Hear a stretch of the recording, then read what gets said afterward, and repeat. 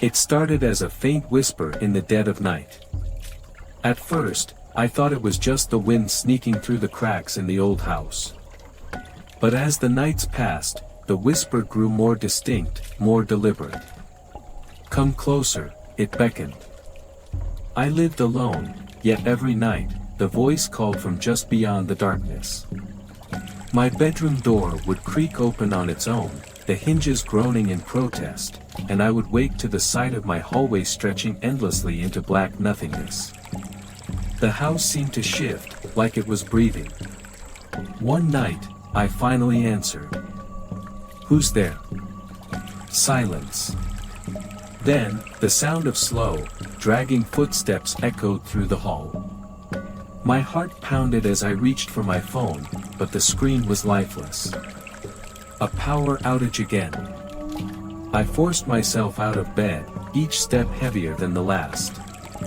The air was thick, oppressive, charged with something unseen. The whisper returned, closer this time. "You shouldn't have answered." I turned toward the voice, and the darkness swallowed everything. My body froze as cold breath caressed the back of my neck. A soft chuckle slithered through the air, sending shivers down my spine. My hands trembled as I reached for the light switch. Click. Nothing. The voice laughed now, deep and guttural. My shadow stretched unnaturally along the walls, twisting and contorting into something wrong. My own silhouette detached itself, stepping forward as if it had been waiting all along. "Run," it whispered, in my own voice. I stumbled backward, my breath coming in shallow gasps. The thing wearing my shadow tilted its head, watching me. Studying me.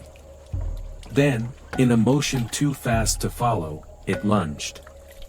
I slammed the door shut and pressed my weight against it.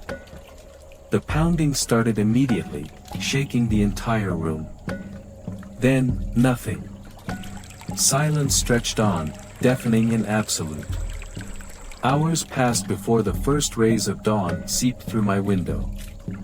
The door was still closed. My room was untouched. But something was different. The whisper was gone, the house eerily still. I let out a breath of relief until I turned toward the mirror. My reflection smiled back at me. I didn't.